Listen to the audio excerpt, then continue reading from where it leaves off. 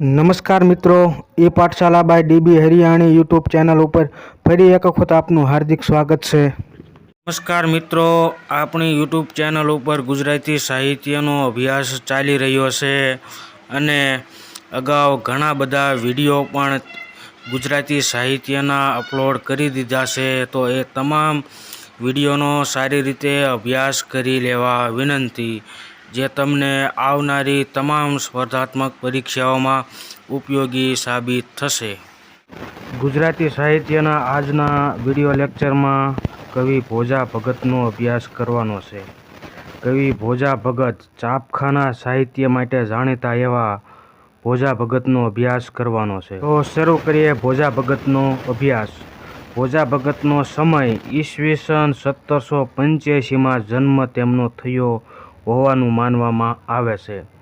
હવે ભોજા ભગત વિશે કેટલીક તેમની બેઝિક માહિતી મેળવીએ તો ભોજા ભગતનો જન્મ ફતેપુર, અમરેલી જિલ્લામાં આવેલું છે, ત્યાં આગળ તેમનો જન્મ થયો હતો અને ગુજરાતી ભાષા સાહિત્ય માટે કવિ ભોજા ભગત છાપખાના સાહિત્ય પ્રકાર માટે જાણીતા બનેલા છે.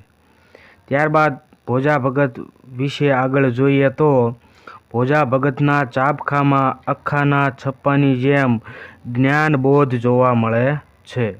અમારી યુટ્યુબ ચેનલ ઉપર નવા હોય તો ચેનલને સબસ્ક્રાઈબ કરી લો અને બાજુમાં આપેલ બેલ આઇકનને ચાલુ રાખો, જેથી કરી આવનારા નવા વિડીયોની નોટિફિકેશન તમારા મોબાઈલમાં મળતી રહે. અને જો અમારો વિડીયો ગમ્યો હોય તો વિડીયોને એક લાઇક આપી અને તમારા મિત્ર સુધી શેર કરવા નમ્ર વિનંતી છે.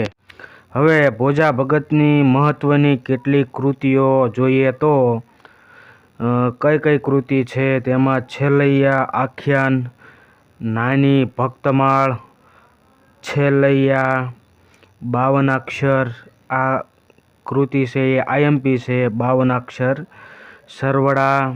ત્યારબાદ હવે ભોજા ભગતની મહત્ત્વની પંક્તિઓ જોઈએ તો અડગ નવ ડોલવું, અધિક નવ બોલવું, ખોલવી ગુંજ તે પાત્ર ખોળી. ત્યારબાદ આગળની પંક્તિ છે કીડી બિચારી કીડલી રે, કીડીના લગનિયા લેવાય, પંખી પારે વડાન નોતર્યા, કીડીને આપ્યા સન્માન, હાલો ને કીડી બાઈની જાનમાં. એવી સરસ મજાની તેમને પંક્તિ રચેલી છે અને આ ભોજા ભગતની ઘણી બધી પંક્તિઓ તમે સાંભળેલી પણ હશે. પ્રાણિયા ભજી લેને કીર્તાર, આ તો સ્વપ્નું છે સંસાર. આ પંક્તિ પણ ભોજા ભગતની છે. મૂર્ખો રળી રળી કમાણો રે, ત્યારબાદ મૂર્ખો મોહન ઘોડે ચડે રે. એના પછી છે જીવનને શ્વાસ તણી સગાય, ત્યારબાદ ત્રાંબિયા સારું ત્રાગું કરે.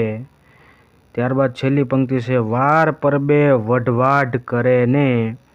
આવી તમામ પંક્તિઓ છે એ કવિ ભોજા ભગતે રચેલી છે.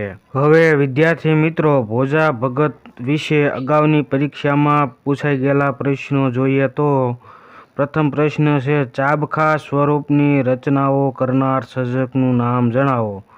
તો કવિ ભોજા ભગતે છે એ ચાબખા સ્વરૂપમાં ગુજરાતી ભાષાની અંદર, સાહિત્યની અંદર રચનાઓ કરી છે. આ એક મહત્ત્વનો પ્રશ્ન ભોજા ભગત વિશે અગાઉની પરીક્ષામાં પૂછાઈ ગયેલો છે અત્યાર સુધીમાં.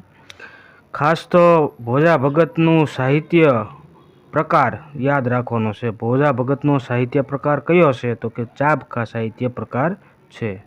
Thank you for watching.